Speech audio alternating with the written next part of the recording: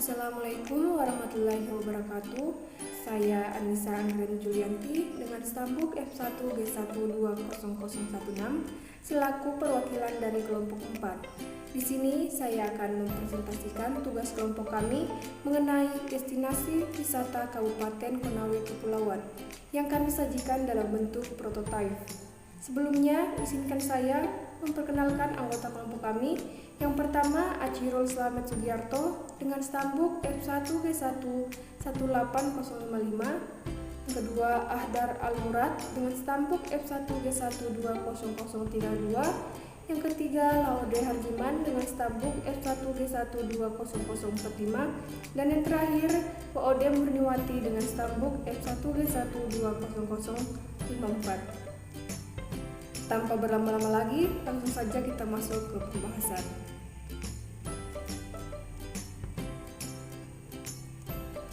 Sebelum kita jauh membahas mengenai destinasi wisata apa saja yang ada di Kabupaten Konawe Kepulauan, terlebih dahulu kita harus mengetahui Konawe Kepulauan itu sendiri. Pulau Wawoni'i telah dihuni oleh manusia sejak zaman praaksara. Hal ini dibuktikan dengan ditemukannya situs di beberapa gua di pulau ini. Di Wawoni'i, sebelum terbentuknya tatanan politik berupa kerajaan tradisional, telah terbentuk tatanan sosial masyarakat yang dipimpin oleh Latungga. Suku Wawoni'i disebut berasal dari daratan Sulawesi Tenggara atau lebih tepatnya berada di Kampung Lasolo dan Suropia, serta daratan Buton Utara yang berada di Kampung Kalisusu. Tidak banyak sumber yang menyebutkan sejak kapan masyarakat suku Wawoni'i mulai menempati pulau tersebut. Yang jelas, mereka merupakan penduduk asli di Pulau Wawoni'i dan merupakan salah satu suku bangsa tersendiri yang memiliki adat istiadat serta kebudayaan yang berbeda dari suku-suku bangsa lainnya yang ada di Nusantara. Kabupaten Konawe Kepulauan atau Pulau Wawoni'i merupakan daerah otonom baru (DOB) sesuai Undang-Undang Nomor 13 Tahun 2013 tentang pembentukan Kabupaten Konawe Kepulauan di Provinsi Sulawesi Tenggara. Pelantikan pejabat bupati pertama kalinya dilaksanakan pada tanggal 23 Oktober 2013. Sebagai daerah otonomi baru (DOB), pemekaran dari Kabupaten Konawe dan berada dalam gugusan pulau-pulau di bagian timur Provinsi Sulawesi Tenggara, tepatnya di sebelah Pulau Buton dan Kota Kendari. Wilayahnya di posisi sangat strategis karena perairan lautnya dilalui oleh jalur pelayaran kawasan timur dan barat Indonesia, berada pada kawasan yang sangat potensial yakni diapit oleh Laut Banda dan Selat Buton yang memiliki potensi sumber daya keberagaman hayati kelautan dan perikanan cukup besar. Kabupaten Konawe Kepulauan berbatasan dengan Laut Banda di sisi utara, Laut Banda di sisi timur, Selat Wawoni'i di sisi selatan, dan sebelah barat dengan Selat Wawoni'i yang beribu kota di Langgara yang terletak di Kecamatan Wawoni'i Barat. Kabupaten Konawe Kepulauan juga memiliki potensi di semua sektor. Yang pertama, di sektor perkebunan. Potensi perkebunan terdapat di semua kecamatan di kabupaten ini. Kondisi saat ini banyak tersebar perkebunan, baik yang terawat maupun yang dibiarkan tanpa ada perawatan. Sebagai sektor unggulan perkebunan diusulkan 3 komoditas yang paling banyak ditemui selama survei adalah kelapa, jambu mete, dan cengkeh. Produk tanaman lain adalah coklat, pala, merica, pisang, dan buah-buahan lainnya. Selanjutnya, sektor perikanan. Pantai timur yang berhadapan langsung dengan Laut Banda sangat berpotensi untuk perikanan tangkap. Selain itu, kawasan Konawe Kepulauan atau Pulau Wawoni'i memiliki keunggulan strategis yaitu merupakan pertemuan 3 selat, yakni Selat Wawoni'i, Selat Buton, dan Laut Banda, sehingga memiliki keistimewaan khusus karena bertepatan dengan pertemuan 3 arus laut yang jarang ditemui di daerah manapun, sehingga potensi perikanan tangkap sangat besar di daerah tersebut. Selanjutnya, sektor pertambangan. Kabupaten Konawe Kepulauan termasuk Dalam jalur yang terdapat sebaran mineral-mineral logam yang dibawa oleh batuan ultra basa tersebut, antara lain nikel, besi, dan kromit. Mineral logam tersebut tersebar di beberapa kecamatan di Kabupaten Konawe Kepulauan. Selain itu juga dijumpai adanya indikasi keterdapatan mineral logam lain seperti emas di Kecamatan Wawengi Selatan dan Tenggara, Kabupaten Konawe Kepulauan. Selanjutnya di sektor pertanian. Potensi pertanian di Kabupaten Konawe Kepulauan cukup besar. Potensi sawah sebesar 10.000 hektar terdapat di Desa Labean, Kecamatan Wawengi Utara. Selain itu, potensi cukup besar juga terdapat di Kecamatan Wawengi Selatan di Desa Wawauso. Dari hasil pengamatan selama survei, ditemui daerah persawahan yang sangat produktif dengan saluran irigasi yang baik. Namun di beberapa lokasi masih ditemui persawahan dengan irigasi yang mengandalkan tadahan hujan. Dan terakhir di sektor peternakan. Potensi peternakan di Kabupaten Konawe Kepulauan sangat besar. Menurut Kepala Dinas Peternakan Provinsi dan Kepala Bapeda Kabupaten Konawe Kepulauan, sapi merupakan ternak potensial yang akan dikembangkan di kabupaten ini. Pada saat ini, jenis sapi lokal yaitu sapi Bali banyak dipelihara masyarakat karena mudah dipelihara. Selain itu, karena lebih tahan terhadap kondisi dan lebih mudah makanannya serta tidak perlu perawatan khusus.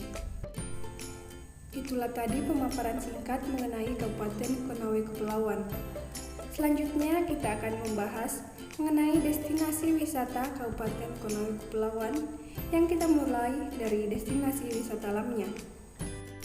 Yang pertama adalah Goa Maliu Ano. Gua Maliu Ano berada di hulu sungai Labeau yang terletak di Desa Labeau, Kecamatan Wawengi Utara, Kabupaten Konawe Kepulauan, Sulawesi Tenggara. Dari pusat Kabupaten Konawe Kepulauan, Langgara, jarak menuju ke Desa Labeau sekitar 30 km dengan waktu tempuh sekitar 1 jam perjalanan darat. Ada baiknya pengunjung Desa Labeau dengan menggunakan kendaraan bermotor roda 2 karena akses jalan yang belum terlalu memadai. Sementara itu, apabila datang dari ibu kota Sulawesi Tenggara, Kendari, para wisatawan harus terlebih dahulu memacu kendaraan menuju ke pelabuhan dan melanjutkan perjalanan dengan menumpangi KMP Bateramas atau kapal feri menuju ke pelabuhan Langgara. Harga tiketnya sekitar Rp50.000 dan membutuhkan waktu perjalanan kurang lebih selama 3 jam untuk sampai ke pelabuhan Langgara. Setibanya di Desa Labeau, para pengunjung harus melanjutkan perjalanan dengan cara trekking menuju ke Goa Maliu Ono. Sepanjang perjalanan 15 menit pertama, kamu akan melewati area persawahan dan perkebunan milik warga sekitar. Setelah itu, perjalananmu akan dilanjutkan dengan menyusuri sungai Labeau dengan lama perjalanan sekitar 1 jam. Tidak perlu khawatir, karena sungai Labeau tidak terlalu dalam, sehingga aman untuk para wisatawan. Melihat rute yang harus ditempuh, menjadikan Goa Maliu Ono sangat cocok untuk dikunjungi bagi mereka yang mengaku sebagai pecinta alam dan petualang. Wisata alam selanjutnya yaitu air terjun Kopea. Lokasinya yang jauh di kedalaman hutan membuat air terjun Kopea memiliki alam yang masih sangat alami, jauh dari sentuhan tangan manusia. Hal ini terbukti dari beberapa batang pohon tumbang yang dibiarkan begitu saja di sekitar lokasi. Kemudian, di air terjun Kopea, kamu juga akan mendapati udara yang masih sejuk, lengkap dengan suara serangga hutan dan burung-burung yang berkicau saling bersautan. Air di sana juga masih sangat jernih dan terasa menyegarkan, karena berasal langsung dari sumber mata air di dalam hutan. Air terjun Kopea sendiri memiliki ketinggian kurang lebih 35 meter, dengan tebing yang berwarna coklat kehitaman. Air terjun ini tidak jatuh secara bebas, melainkan jatuh secara perlahan setelah melewati tebing yang berunduk. Suara gemercik air pun membuat suasana menjadi lebih syahdu, layaknya musik alam yang tidak pernah usang dimakan waktu. Tepat di bawah air terjun terdapat sebuah kolam alami yang sangat menyegarkan dan selalu menggoda para pengunjung untuk segera menceburkan diri ke dalamnya. Selanjutnya, air terjun Tumburano. Dari cerita masyarakat setempat, air terjun ini memiliki legenda di mana sepasang kekasih Duru Balewulah dan Wulang Kinokooti yang tidak direstui oleh kedua orang tua mereka, kemudian memutuskan untuk mengakhiri hidup mereka di air terjun ini. Air terjun Tamburano sendiri terbagi atas 3 tingkatan, dan tingkatan ketiga inilah air terjun yang paling tinggi, yaitu 80 meter, dan bisa diakses dengan mudah. Untuk air terjun tingkat kedua, tingginya kurang lebih 15 meter. Jika Anda ingin ke sana, Anda harus memanjat melalui akar-akar pohon. Sedangkan untuk air terjun tingkat pertama, tingginya hanya sekitar 10 meter. Di tingkat pertama ini sangat cocok kalau Anda ingin mengabadikan momen. Karena hanya dari lokasi ini, ketiga tingkatan air terjun ini bisa terlihat dan jelas. Daya tarik lainnya yakni para wisatawan dapat mencoba olahraga canyoning, di mana pengunjung dapat menuruni air terjun menggunakan tali. Memang jenis wisata ini masih kurang diminati, namun air terjun Tamburano sangat berpotensi untuk menarik wisatawan pecinta canyoning. Akses ke air terjun ini sangat mudah. Dari Pelabuhan Wonii, para wisatawan dapat langsung menuju air terjun dengan menempuh jarak 26 km atau sekitar 50 menit. Dari lokasi parkiran kendaraan, pengunjung hanya berjalan sejauh 200 meter sampai ke lokasi air terjun. Wisata alam terakhir yaitu Batu Belah. Destinasi wisata yang satu ini lebih dikenal dengan nama Batu Belah Tanjung Batu karena memang lokasinya yang berada di desa Tanjung Batu, masuk ke dalam Kecamatan Wawoni Utara, Kabupaten Konawe Kepulauan, Sulawesi Tenggara. Jarak desa Tanjung Batu dari pusat Kabupaten Konawe Kepulauan Langgara hanya sekitar 5 km dan bisa ditempuh dengan menunggangi kendaraan bermotor roda 2 selama 10 hingga 15 menit perjalanan. Walaupun dinamakan dengan Batu Belah, namun di sana kamu tidak akan menemukan keunikan berupa batu yang terbelah secara simetris. Destinasi wisata yang satu ini dinamakan demikian karena ada sebuah cekungan yang tercipta di antara dua batu karang raksasa yang berwarna kecoklatan dengan panjang sekitar 20 meter dan lebar antara 2 hingga 4 meter. Cekungan tersebut kemudian terisi oleh air yang merupakan perpaduan antara air laut dan air tawar sehingga membentuk sebuah danau. Kondisinya pun masih sangat alami. Terlihat dari jernihnya air di celah batu tersebut sehingga nampak berwarna hijau kebiruan. Sementara itu, di sekitar Batu Belah, kamu akan menemukan pepohonan besar dengan daun yang cukup lebat, sehingga kamu pun bisa dengan leluasa untuk berteduh, berlindung dari teriknya sinar matahari. Berkunjung ke Batu Belah tentunya kurang lengkap apabila kamu tidak menceburkan diri ke dalamnya. Namun, untuk kamu yang tidak bisa berenang, jangan coba-coba menceburkan diri, karena kedalamannya lebih dari 5 meter, bahkan di beberapa titik ada yang sampai 8 meter. Apabila tidak ingin basah-basahan, duduk bersantai di sekitar Batu Belah juga bisa menjadi pilihan, sembari menikmati alam yang sangat damai, jauh dari hingar-bingar dan polusi layaknya di perkotaan. Itulah tadi beberapa wisata alam yang ada di Kabupaten Konawe Kepulauan. Selanjutnya kita akan mengeksplorasi beberapa wisata pantai yang ada di Kabupaten Konawe Kepulauan.